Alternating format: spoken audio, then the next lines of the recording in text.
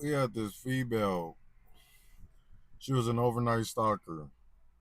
And one night, when the CSM was at self checkout, one of the blue bags came up missing. And so when I did the video review of what happened at self checkout on grocery side, out of all days, the self checkout register that it happened at, that camera happened to be down for the day. Out of all fucking times, out of all cameras. So I couldn't see shit directly. So I had to use other angles from other self checkout cameras, overview shots from in the vestibule, looking into the store, things like that. And all those angles that I used, I could not get a direct. I could not get a direct visual of her taking the blue bag and taking off with it. But from what I could see, you could tell she took the bag. I mean, you put two and two together, she took the fucking bag. But direct evidence I didn't have. And that's what the company wanted. Now, leading up to this overnight associate taking this blue bag, word on the streets is that she was struggling bad. She was down, she was behind on her bills, she was about to get evicted. You feel what I'm saying? Leading up to her taking this blue bag. And so after she took this blue bag, guess what happened? This heifer took a vacation. She went to Cali. She went to Vegas. She was splurging, coming in with new clothes, haircut, jewelry, shoes on. You feel what I'm saying? And my nigga senses began to just go crazy. I'm like, oh yeah, this bitch splurging. How one week you struggling, you behind on your bills, and then the next week you balling like you just hit the lotto. You feel me?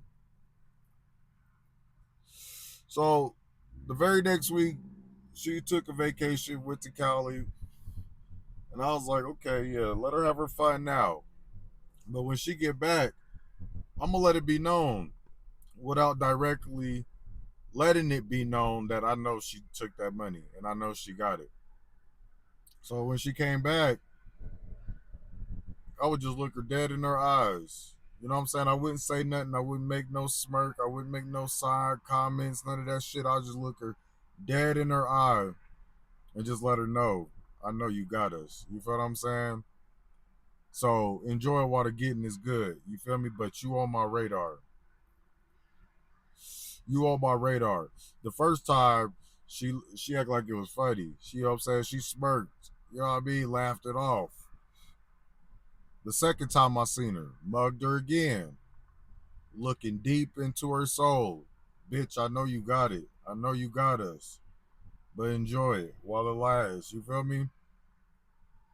And then shortly after that, family, she was gone. She was gone. She quit. She up and left.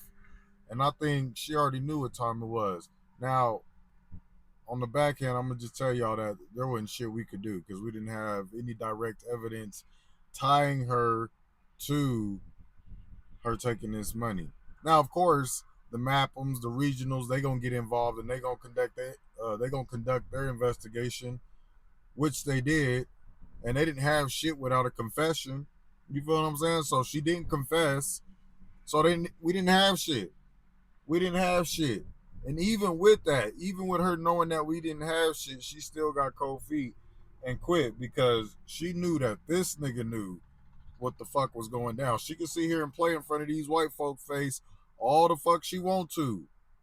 But game recognized game. I knew what the fuck was going down. I knew she got it. You know what I'm saying? I knew she had it. So she ended up quitting before, I could really get anything solid on her. Because I thought to myself, if she was comfortable to do this out in the open, like 10 o'clock, store about to close down for the night, overnight associates coming in, little to no management on the floor. She don't see me walking the floor nowhere. She comfortable. So I just knew, okay, if she was comfortable still in these 10 bands at self checkout, she gonna come for it again. She gonna do it again. But she gonna be a lot smoother. She gonna be a lot smarter about how she do it. You know what I mean? Shit, she might even try to talk a cashier into doing some side shit so she could just come and pick up the money and be gone with it. You feel me? Like niggas work like that in the retail game. You know what I mean? So that's why I tell y'all can't trust nobody. You can't trust these people as far as you can throw them. Don't trust nobody. So going forward, I had to school myself on what the policy was about that front end. You know what I'm saying? About them doing the switch outs at night and how much money is supposed to be held at each register, that type shit. And so I'm not gonna tell y'all the number on here because if you know, then you know. But there's a certain number, and once that register hits that number, they supposed to be switching those registers out, whether it's self checkout or a regular register with a cashier on it. You feel me? And so I understand that times the store gets busy. You dealing with being understaffed, and I get it. But we must do the little things right to prevent these type of losses. You feel what I'm saying? So I don't give a fuck how busy the store is, how short staffed the store is. We gonna stop. We gonna stop. We stopping shit, and we gonna get this register switched out. You know what I'm saying? And then we will proceed. But all this, the store is too busy. We understaffed. We didn't have enough time. You know what I mean? I got called over here. We had a customer over there. I ain't trying to hear none of that shit. Y'all being short staffed is not my problem. Y'all being short staffed is not my problem. That's y'all's problem. Y'all trying to make it my problem. I don't care. My problem is that this money was taken while the CSM's back was turned, and the CSM can't tell me what the fuck happened. The CSM telling me she went over there, she got the money out of the register, she put it in the blue bag, she was going to get the new money to put in the register. She got done doing that, turned around, noticed the blue bag was missing.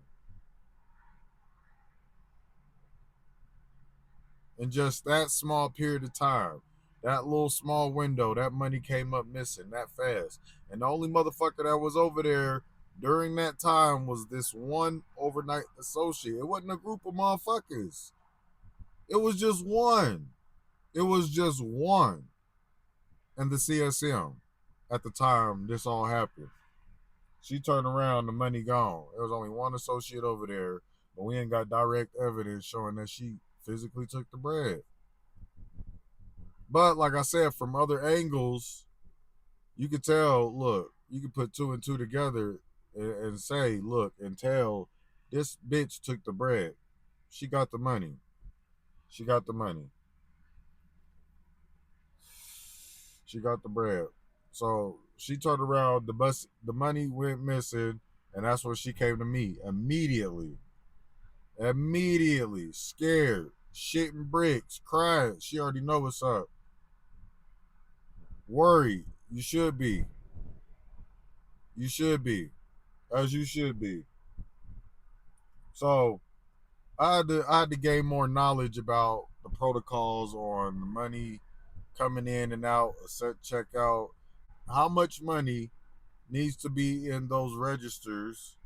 You know what I'm saying? And once it hit a certain amount, them registers need to be switched out.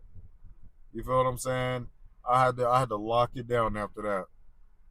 There ain't no motherfucking way There ain't no damn way we got caught slipping like that. It ain't no fucking way we got caught slipping like that. That easy. That easy. You know what I'm saying? All it takes is a small window, y'all. It don't take a big ass opportunity or a big window of opportunity for these people to, jump at it. These people, a lot of your shoplifters, majority of your shoplifters are going to be opportunists. They didn't even have it on their mind to go into the workplace or go into the store and shoplift. The opportunity just presented itself. Hey man, how many times y'all been walking somewhere and been like, damn, man, ain't nobody in that car, you know what I'm saying? Ain't nobody, man, I could drive off in this shit. Or you see some money laying out of business. And you like, damn, I could that shit. That's what I mean by when I say opportunists. People don't go in with the mindset sometimes of just doing the dirt. It's the opportunity that presents itself, and they like, fuck it. I might not get this opportunity ever again, so I'm gonna take it. That's the shit you gotta prevent. Them small windows of opportunity, you gotta close that gap. Fuck that. You gotta close that gap. As an AP, you gotta close those gaps. You know what I'm saying? You know how they teach you in football when you on the line, what gaps that you need to be filling? That same shit. Close those gaps, man, and you ain't gonna have no problems. But it be the smallest shit that causes the biggest loss. And this shit right here, because her back was turned for a split second, you know what I mean? And the bag should have been in front of her in plain view while she was, you know what I mean, putting the new money into the machine. That bag should have been in view. You know what I'm saying? It shouldn't have been on the side of her or behind her. It should have been where she could see it at all times. You feel what I'm saying? That's where she made the mistake as a CSM. Training error. You feel me? So, yeah, I got, you know what I'm saying? There's going to be a conversation there. But, man, to get caught slipping like that easy, you gotta lock shit down. You gotta lock shit down. These are the type of losses that teach you what you need to be looking for and how you need to be locking shit down going forward. You feel what I'm saying? Because ain't no damn way that shit ever happened again. I can promise you that. It didn't happen. Look, we lost bread, but it wasn't like that. We Let me tell y'all something. If there is a CSM or a cashier who is going to go do a switch out at a register, or they bring him back money from a register back to the cash office, guess what? Escort service, nigga. Y'all better stop playing with me. I brought that shit to the Walmart game. I'm gonna claim that shit right here, right now. Cause I'm gonna tell you right here, right now, look, didn't nobody start that shit until I started doing it. I promise you, wasn't nobody walking with the CSMs, the cashiers, with money until I started implementing that shit. I promise you, hands down. Hands down, because I know how crazy niggas are, and I'm a crazy motherfucker. So, you know what I'm saying? You got to close those gaps, nigga. Back to what I was saying, you got to close those gaps, nigga. If you think like a crazy nigga, you know how to close those gaps. Period. And I'm gonna just let this one go. As a crazy nigga, I'm thinking to myself, as a shoplifter, if I seen an elderly woman walking with money by herself, what would I do? If I needed money, right? So as an AP, I'm gonna close that gap. How? I'm an escort. I'm gonna escort her from the register to that cash office. And if she's coming from the cash office with some money, I'm escorting her to the register. Y'all think I'm fucking playing, bro? I promise you. If they doing that shit now, I promise you they got that out my book. Yeah, I implemented that shit. When nobody doing that shit until I started AP. I promise you, ain't nobody doing that shit. When nobody doing that shit as much. Nigga, please. And we got off duty, bro. Once we started getting off duty, it was a wrap.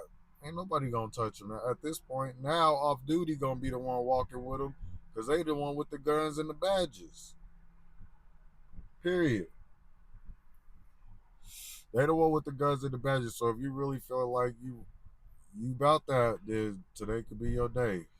Cause I know them niggas that try me. I'm unarmed, but them niggas ain't gonna try PD. They got backup, all kind of shit. You feel me? So now, when we get the off duty, okay, that relieved me of that duty. Now I can pay attention to most shit that's going on the sales floor. You feel me? Man, please. It's raw out here. It's raw out here. But that's the story of the overnight associate who took 10 bands from the store and got away with it, y'all. Got away with it. And she only got away with it because out of all damn days, that camera, self checkout camera number 43, did not fucking work. I remember the camera number. 43 did not fucking work. 44 got me the angle that I needed, but it wasn't enough to directly tie her to it. You feel me? But 43 was that one that was down out of all days.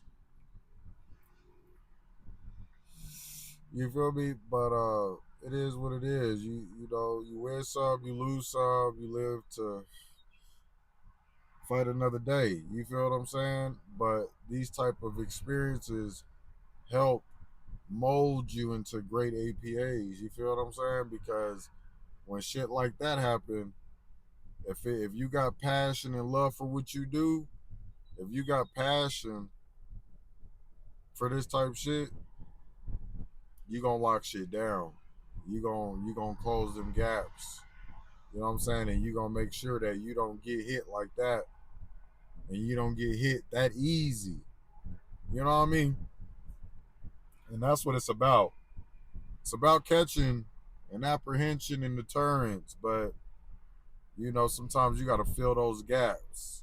And you gotta lock it down. You feel what I'm saying? So, with that being said, family, I appreciate y'all for tapping in with me once again. Shout out to the APAs out there. Happy hunting. It's your boy Eagle Eye Miller. Till next time, raw and unscripted.